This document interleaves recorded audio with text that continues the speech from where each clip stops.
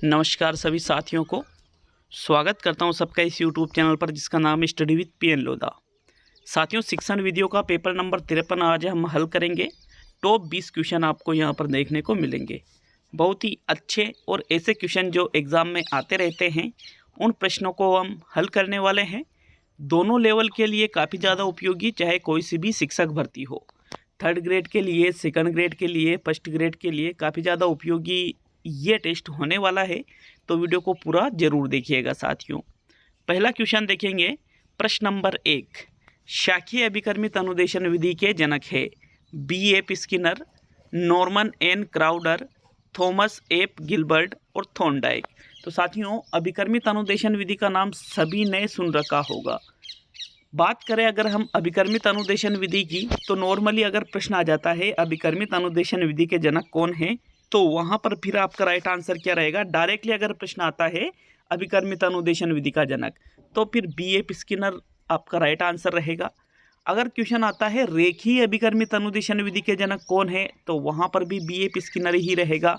लेकिन अगर क्वेश्चन आता है शाखीय अभिकर्मित अनुदेशन विधि के जनक कौन है, तो फिर शाखीय अभिकर्मित अनुदेशन विधि के जनक है नॉर्मन एन क्राउडर, जिसमें वस्तुनिष्ठ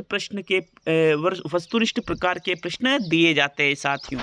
विकल्प नंबर 2 आपका सही है प्रश्न नंबर 1 में। आगे बढ़ेंगे प्रश्न नंबर 2 की ओर। दूसरा क्वेश्चन है, कोठारी आयोग के अनुसार मूल्यांकन किस प्रकार की प्रक्रिया है? उपयोगी, अनुपयोगी, सतत और उपयुक्त सभी। तो साथियों, कोठारी आयोग ये थोड़ी कहेगा कभी भी कि मूल्यांकन एक अनुपयोगी प्रक्रिया है, तो अनुपयोगी तो बिल्कुल ही गलत हो गया, तो ये तो आपका राइट आंसर हो ही नहीं सकता। और अगर अनुपयोगी गलत है तो सभी भी गलत हो जाएगा, क्योंकि सभी में तो दूसरा भी आ रहा है, तो चौथा और दूसरा विकल्प तो गलत है। साथियों, कोठारी आयोग का मानना है कि मूल्यांकन एक सतत अथवा निरंतर चलने वाली प्रक्रिया है। ठीक है, तीसरा विकल्प आपका सही है प्रश्न नंबर 2 में। सतत मतलब लगातार चलने वाली। ऐसा नहीं है कि वर्ष के अंत में या वर्ष के मध्य में या वर्ष के शुरुआत में ही मूल्यांकन होता है, नहीं, बल्कि जब तक शिक्षण कार्य होता रहता है तब तक मूल्यांकन चलता रहता है। तो ये सतत चलने वाली प्रक्रिया कोठारी आयोग ने माना है। किसको? मूल्यांकन को। विकल्प नंबर आपका 3 सही है प्रश्न नंबर 2 में। चलिए नेक्स्ट क्वेश्चन की तरफ बढ़ेंगे। प्रश्न नंबर 3 है आपसे, निम्न में से मौखिक अभिव्यक्ति का रूप है शुद्ध वर्तनी, सुलेख, श्रुतलेख और आशुभाषण। देखिए, एक होती है मौखिक अभिव्यक्ति और एक होती है आपके लिखित अभिव्यक्ति। लिखित अभिव्यक्ति में हम अपने विचारों को लिख कर के अभिव्यक्त करते हैं, जबकि मौखिक अभिव्यक्ति में हम अपने विचारों को मौखिक रूप से मतलब बोलकर अभिव्यक्त करते हैं। तो साथियों, शुद्ध वर्तनी, सुलेख, श्रुतलेख, तीनों ही चीज़ें ये किस में आएगी? ये मौखिक अभिव्यक्ति में नहीं आएगी, बल्कि ये लिखित अभिव्यक्ति में आएगी। जबकि जो है चौथा आशुभाषण, आशुभाषण में किसी विषय पर या किसी प्रकरण या टॉपिक पर तुरंत ही कुछ चीज़ें, कुछ टॉपिक दे दिए जाते हैं और उस पर आपको बोलना होता है, तो वो कहलाता है आशुभाषण। अब आशुभाषण में क्या होता है? बोल करके व्यक्त किया जाता है, मतलब मौखिक रूप से। तो साथियों, मौखिक अभिव्यक्ति का रूप इसमें क्या रहेगा? आशुभाषण। विकल्प नंबर 4 सही है प्रश्न नंबर 3 में। अगला देखेंगे प्रश्न नंबर 4। चौथा क्वेश्चन है आपके, भाषा है। भाषा क्या है? ठीक है, ये क्वेश्चन है आपका। विकल्पों को देखिएगा। ध्वनि संकेतों का व्यवहार ही भाषा है, विचारों के आदान प्रदान करने का माध्यम भाषा है, आत्मा की अध्वन्यात्मक बातचीत भाषा है, या उच्चारण अव्ययों से उच्चारित यादृच्छिक ध्वनि की व्यवस्था भाषा है। तो साथियों, यहाँ पर भाषा के लिए कौन सा विकल्प सबसे बेहतर रहेगा? साथियों, यहाँ पर जो तीसरा विकल्प है, आत्मा की अध्वन्यात्मक नहीं ध्वन्यात्मक होती है, तो ये तो गलत हो गया। देखिए, ध्वनि संकेतों के व्यवहार को ही आप भाषा नहीं कह सकते, बल्कि भाषा का मतलब क्या होता है? विचारों का आदान प्रदान करने का माध्यम। खुद के जो अंदर विचार उत्पन्न होते हैं, उन विचारों को एक दूसरे को आप आदान प्रदान करते हो, उसका जो माध्यम है, जिस माध्यम से खुद के विचार दूसरों के पास पहुंचाते हो, दूसरों के विचार ग्रहण करते हो, उसका जो माध्यम बनता है वो ही कहलाती है भाषा। विकल्प नंबर आपका 2 सही रहेगा चौथे क्वेश्चन में। नेक्स्ट देखेंगे प्रश्न नंबर 5 को। 5वां क्वेश्चन देखिएगा, समझिएगा। विभेदकारिता वह गुण है जिसमें किसी प्रश्न का उत्तर, ठीक है, विभेदकारिता नाम सुन रखा होगा मूल्यांकन का, ठीक है। मूल्यांकन की विशेषता होती है विभेदकारिता है, वस्तुनिष्ठता है, व्यापकता है, वैधता है, ठीक है। इस प्रकार से मानकता है, व्यवहारिकता है। तो साथियों ये एक ऐसा ही गुण होता है विभेदकारिता। तो विभेदकारिता का अर्थ किससे लिया जाएगा? पहला विकल्प प्रत्येक विद्यार्थी का समान होता है विभेदकारिता के प्रश्न वालों में उत्तर, ठीक है।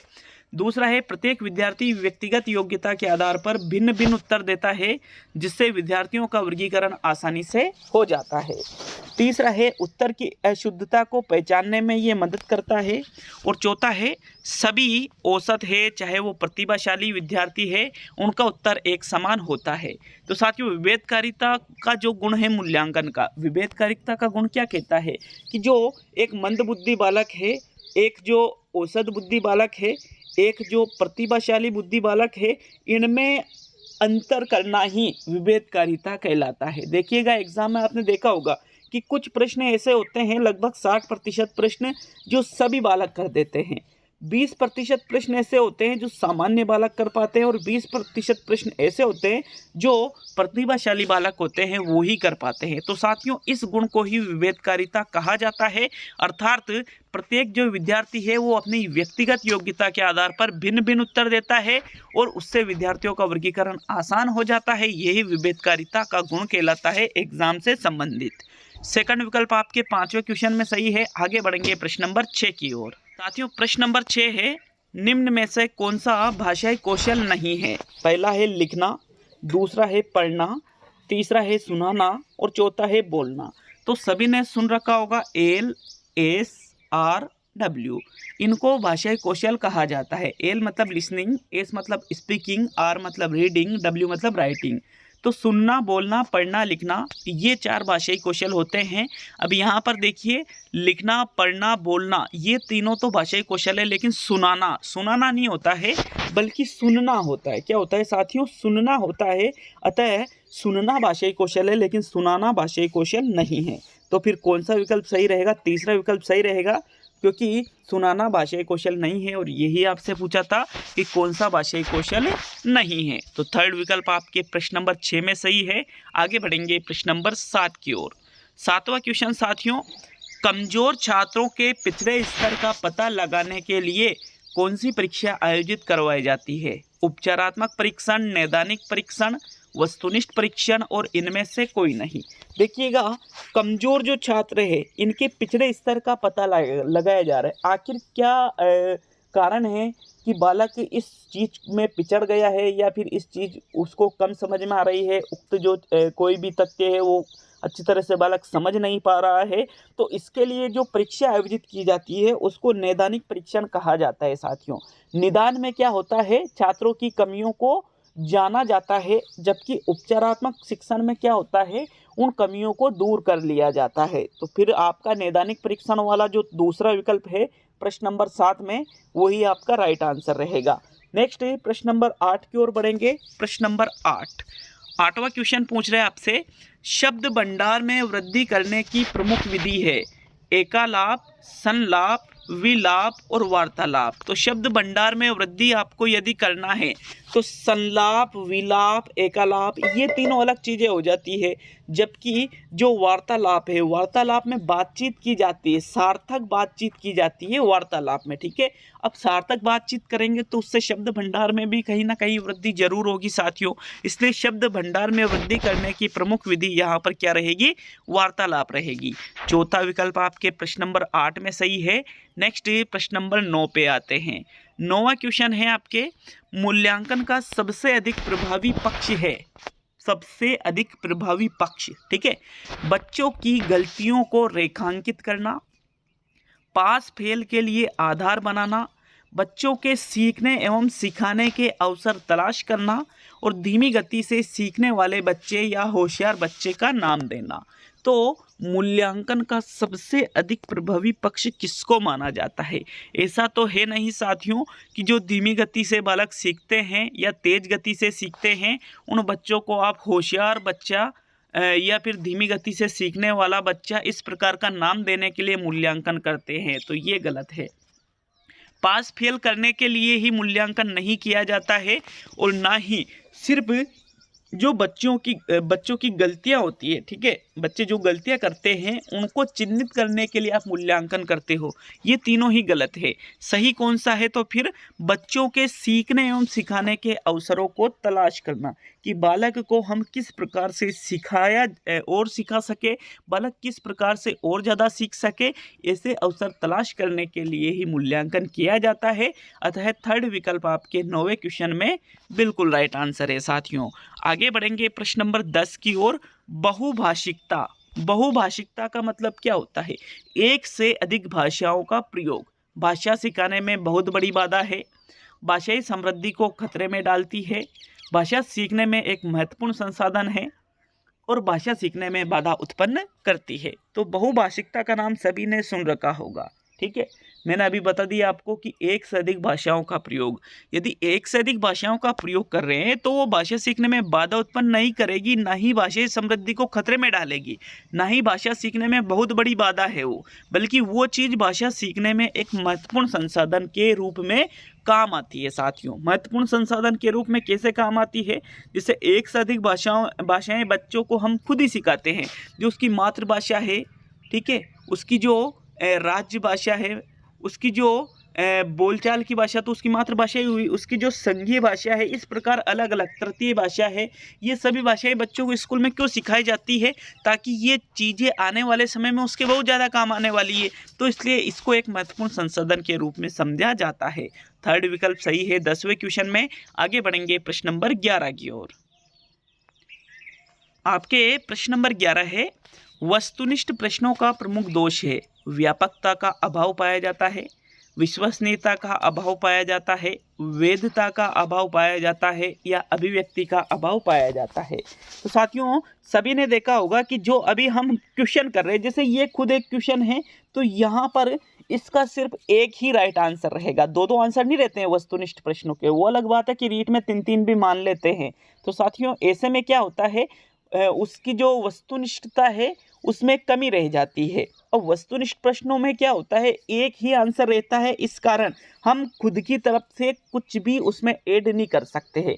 जैसे इस क्वेश्चन का राइट आंसर है अभिव्यक्ति का अभाव, तो यहाँ ओनली चौथा ही विकल्प सही है। आप तीसरा, दूसरा, पहला कोई सा भी विकल्प सही नहीं कर सकते, ओनली चौथा विकल्प सही रहेगा। इसका मतलब क्या हुआ, यहाँ पर खुद की तरफ से आप कुछ नहीं कर सकते हो। इसमें ऐसा नहीं है कि भाई आप कुछ लिखोगे भी है या कुछ करोगे, दिए गए जो चीज़ है उसमें आपको सिर्फ टिक करना है, गोला भरना है।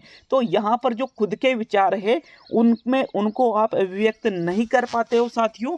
यही वस्तुनिष्ठ प्रश्नों का सबसे प्रमुख दोष माना जाता है कि ये प्रश्न जो होते हैं इनमें बालक अभिव्यक्ति जो खुद के विचार है उनको अभिव्यक्त नहीं कर पाएगा। इसलिए हम कह सकते हैं कि वस्तुनिष्ठ प्रश्नों का सबसे प्रमुख दोष होता है अभिव्यक्ति का अभाव। चौथा विकल्प आपका सही है, क्योंकि व्यापकता तो इनमें होती है, विश्वसनीयता होती है, वैधता होती है, सब कुछ होता है, लेकिन अभिव्यक्ति नहीं होती है साथियों। चौथा विकल्प सही रहेगा 11वें क्वेश्चन में। आगे बढ़ेंगे प्रश्न नंबर 12 की ओर। 12वां क्वेश्चन आपसे पूछ रहा है, निम्न में से कौन सा द्वितीय भाषा शिक्षण का उद्देश्य नहीं है? अब विकल्पों को देखिएगा। सीखने की क्षमता, अनुरूप लिखने की क्षमता का विकास, विभिन्न क्षेत्रों स्थितियों में हिंदी की विभिन्न प्रयुक्तियों को समझने की योग्यता का विकास, हिंदी के व्याकरणिक नियमों को कंठस्थ करना और दैनिक जीवन में हिंदी में समझने की योग्यता का विकास। तो जो द्वितीय भाषा शिक्षण कराया जाता है बच्चों को, सेकंड लैंग्वेज जो होती है अर्थात, उसका कौन सा उद्देश्य नहीं है? तो साथियों कभी भी कंठस्थ कर लेना मतलब रट लेना किसी भी भाषा शिक्षण का उद्देश्य नहीं होता है। अर्थात हिंदी के जो व्याकरणिक नियम हैं इनको कंठस्थ करना ऐसा द्वितीय भाषा शिक्षण का उद्देश्य नहीं है। बाकी यहाँ पर दैनिक जीवन में बालक हिंदी को समझे, ऐसी योग्यता उनमें विकसित हो। जो विभिन्न क्षेत्र है, विभिन्न स्थितियाँ हैं, इनमें हिंदी की जो विभिन्न प्रयुक्तियाँ की जाती है उसको समझने की योग्यता का विकास हो। जो बालक की सीखने की क्षमता है उसी के अनुरूप लिखने की क्षमता का भी विकास हो। ये सभी चीज़ें द्वितीय भाषा शिक्षण के उद्देश्य में आ जाएंगे, लेकिन हिंदी के व्याकरणिक नियमों को कंठस्थ करना ये द्वितीय भाषा शिक्षण के उद्देश्य में नहीं आएगा। तो थर्ड विकल्प आपके 12वें क्वेश्चन में सही है। आगे बढ़ेंगे प्रश्न नंबर 13 की ओर। व्यक्ति के सामाजिक व्यवहार का मूल्यांकन कराने का उपकरण है व्यक्तिवृत्त अध्ययन, समाज मिति, पड़ताल सूची और सामयिक जांच। तो साथियों, सामाजिक व्यवहार का अगर आपको अध्ययन करना है तो सामाजिक व्यवहार का अध्ययन करने का सबसे बेस्ट तरीका होता है समाज मिति। समाज मिति विधि जैकब मोरेनो के द्वारा दी गई थी। मैंने आपको इस विधि के बारे में बहुत ही अच्छी तरह से पढ़ाया था। वैसे अब आपके एग्ज़ाम भी थोड़ा आगे जाएगा तो सोच रहा हूँ वापस एक बार पूरे ही कोर्स का रिवीजन कर लिया जाए, ताकि जो चीज़ आप भूल चुके हो, या बहुत सारी चीज़ें मुझे पता है बहुत से कुछ लोग हैं जो नहीं भूले हैं, इंटेलिजेंट है वो, लेकिन जो औसत विद्यार्थी है लगभग उनको दोबारा पढ़ने की आवश्यकता है। तो कमेंट करके जाइएगा इस संबंध में आप। यहाँ आपका सेकंड विकल्प सही है 13वें क्वेश्चन में। प्रश्न नंबर 14 आपके देखेंगे, सस्वर वाचन का अर्थ है कवियों का लयपूर्ण गायन, कहे हुए अंश का अनुकथन, लिखित भाषा का ध्वन्यात्मक कथन और ध्वनि नियम के अनुसार स्वरों का उच्चारण। तो सस्वर वाचन का सटीक अर्थ किससे लिया जाएगा? देखिए, सिर्फ लयपूर्ण वाचन या कहे हुए अंश का अनुकथन या लिखित भाषा का ध्वन्यात्मक कथन, देखिए इनमें होता क्या है, सस्वर वाचन तो ये सभी चीजें हैं, लेकिन इसका सटीक अर्थ निकलता है ध्वनि नियम के अनुसार स्वरों का उच्चारण। भाई आप किसी चीज को वैसा के वैसा पढ़ रहे हो या उच्चारित कर रहे हो, बच्चों के समझ में नहीं आ रहा है, बच्चे उस चीज़ को स्पष्ट रूप से समझ ही नहीं रहे हैं, यदि आप नियमबद्ध तरीके से उस चीज़ को समझाते हो, पढ़ाते हो, उच्चारित करते हो, तो फिर वो ही सस्वर वाचन कहलाएगा। साथियों, यहाँ पर आपका चौथा विकल्प सही है प्रश्न नंबर 14 में। आगे बढ़ेंगे प्रश्न नंबर 15 की ओर। 15वां क्वेश्चन है आपके, कक्षा शिक्षण के दौरान निम्न में से कौन सा क्रियाकलाप श्रवण कौशल के विकास के लिए उपयुक्त नहीं है? बाल गीतों का सामूहिक वाचन, कहानी कथन, वाद विवाद प्रतियोगिता और निबंध प्रतियोगिता। देखिएगा, कक्षा शिक्षण के दौरान मतलब बच्चों को जब आप पढ़ा रहे हो, शिक्षण करवा रहे हो, तो उसमें उस क्रियाकलाप को बताना है जो श्रवण कौशल के विकास के लिए उपयुक्त नहीं है। तो साथियों देखिएगा, अगर बच्चों में श्रवण कौशल विकसित करना है तो बाल गीतों का सामूहिक वाचन करेंगे, बच्चे सुनेंगे भी सही, तो वहाँ पर बिल्कुल श्रवण कौशल विकसित होगा। कहानी कथन करोगे, श्रवण कौशल विकसित होगा। वाद विवाद प्रतियोगिता कराओगे, श्रवण कौशल विकसित होगा। लेकिन निबंध प्रतियोगिता तो लेखन के द्वारा की जाती है, लिख करके निबंध प्रतियोगिता होती है, तो लिख करके तो लेखन कौशल का विकास होगा, न कि श्रवण कौशल का। इसलिए चौथा विकल्प आपका सही है प्रश्न नंबर 15 में। आगे देखेंगे प्रश्न नंबर 16 को। 16वां क्वेश्चन है आपके, रचना शिक्षण में कैसे बढ़ना चाहिए? जटिल से सरल की ओर, स्थूल से सूक्ष्म की ओर, ज्ञात से अज्ञात की ओर और इनमें से कोई नहीं। तो देखिएगा, रचना शिक्षण में मतलब बच्चों को रचना शिक्षण आप करवा रहे हो, ठीक है, रचना कराना सिखा रहे हो साथियों, तो वहाँ पर फिर हम जटिल से सरल मतलब कठिन से सरल की ओर थोड़ी बढ़ेंगे, ना ही स्थूल से सूक्ष्म की ओर बढ़ेंगे, बल्कि ज्ञात से अज्ञात की ओर बढ़ेंगे। ज्ञात से अज्ञात की ओर शिक्षण सूत्र क्या कहता है कि बच्चों को पहले वो चीज़ पढ़ाई जाए जो वो चीज़ जानते हैं, फिर धीरे धीरे जिन चीज़ों को वो नहीं जानते हैं मतलब अज्ञात की ओर उनको बढ़ाना चाहिए साथियों। तो यहाँ पर आपका जो तीसरा विकल्प है 16वें क्वेश्चन में वो राइट आंसर रहेगा। आगे देखेंगे प्रश्न नंबर 17 को। गणित शिक्षण की आगमन विधि का दोष है, रटने की प्रवृत्ति को बढ़ावा देती है, प्रारंभिक कक्षाओं के शिक्षण के लिए उपयोगी नहीं है, लंबी एवं थकाने वाली विधि है और अमनोवैज्ञानिक विधि है। तो गणित शिक्षण में ही क्या कोई से भी विषय में आपको ये देखना है फिर कि जो आगमन विधि है उसका प्रमुख दोष क्या रहेगा। देखिए, आगमन विधि एक मनोवैज्ञानिक विधि है, तो ये तो गलत हो गया। प्रारंभिक कक्षाओं के शिक्षण के लिए उपयोगी नहीं है, ये भी गलत है, क्योंकि प्रारंभिक कक्षाओं में आगमन विधि का ही ज़्यादा प्रयोग किया जाता है। रटने की प्रवृत्ति को बढ़ावा देती है, गलत बात है, रटने की प्रवृत्ति को निगमन विधि बढ़ावा देती है, ये तो समझ कर के सीखने की प्रवृत्ति को बढ़ावा देती है। तो दूसरा पहला विकल्प गलत हो गया। अब दोष क्या है, लंबी विधि और थकाने वाली विधि है, ये इसका प्रमुख दोष माना जाता है साथियों। क्यों? क्योंकि आगमन विधि में पहले अध्यापक उदाहरण प्रस्तुत करता है, फिर छात्रों से नियम निकलवाता है, फिर उन नियमों को उदाहरणों के माध्यम से स्पष्ट करता है। तो अर्थात किसी भी चीज़ को सिखाने के लिए बहुत ही लंबी प्रोसेस से गुजरना पड़ता है। हालांकि बच्चे सीखते बहुत ज़्यादा है, सिर्फ इसलिए इसका ये दोष मान लिया जाता है कि ये लंबी एवं थकाने वाली विधि है। थर्ड विकल्प आपके 17वें क्वेश्चन में सही है साथियों। देखेंगे प्रश्न नंबर 18 को। 18वां क्वेश्चन, अध्यापक का सच्चा साथी कहा जाता है पुस्तक को, पाठ्यक्रम को, टेलीविजन को और श्यामपट्ट को। तो किसको अध्यापक का सच्चा साथी? तो ये क्वेश्चन एक कॉमन क्वेश्चन है, आप सभी को ये क्वेश्चन याद होना चाहिए। सच्चा मित्र, सच्चा साथी श्यामपट्ट को कहा जाता है, ठीक है। अध्यापक का सच्चा साथी कह दो, सच्चा मित्र कह दो, श्यामपट्ट। विकल्प नंबर 4 सही है 18वें क्वेश्चन में। अब सेकंड लास्ट क्वेश्चन देखते हैं साथियों। 19वां क्वेश्चन क्या है आपके, लेकिन उससे पहले अगर आपने वीडियो को लाइक नहीं किया है, बहुत सारे लोग नहीं करते हैं मुझे पता है अच्छी तरह से, तो लाइक कर दीजिएगा और चाहो तो चैनल को सब्सक्राइब भी कर सकते हो। 19वां क्वेश्चन है, एक शिक्षक प्रधान विधि में हम किस विधि को सम्मिलित करेंगे? व्याख्यान विधि को, प्रयोजना विधि को, प्रयोगशाला विधि को, निरीक्षित अध्ययन विधि को। तो दो अलग अलग चीजें होती है, एक होती है शिक्षक प्रधान विधि और एक होती है छात्र प्रधान विधि। छात्र प्रधान विधि में छात्र एक्टिव रहकर, सक्रिय रहकर किसी भी विषय वस्तु को समझता है, सीखता है। शिक्षक प्रधान विधि में सभी क्रियाकलाप शिक्षक के द्वारा किए जाते हैं और छात्र सिर्फ उस चीज को सुन कर के समझता है। तो ऐसा सिर्फ व्याख्यान विधि में यहाँ पर होगा, क्योंकि व्याख्यान विधि एक शिक्षक प्रधान विधि है। बाकी प्रयोजना विधि, प्रयोगशाला विधि, निरीक्षित अध्ययन विधि ये छात्र केंद्रित विधि है या छात्र प्रधान विधि मानी जाती है। तो विकल्प नंबर आपका 1 सही है 19वें क्वेश्चन में। अब आज का अंतिम और 20वां क्वेश्चन देखेंगे साथियों। क्वेश्चन जितने सही हुए हैं उतने कमेंट करके जाइए और ये भी बता करके जाइए कि आपको टेस्ट पेपर कैसा लगा।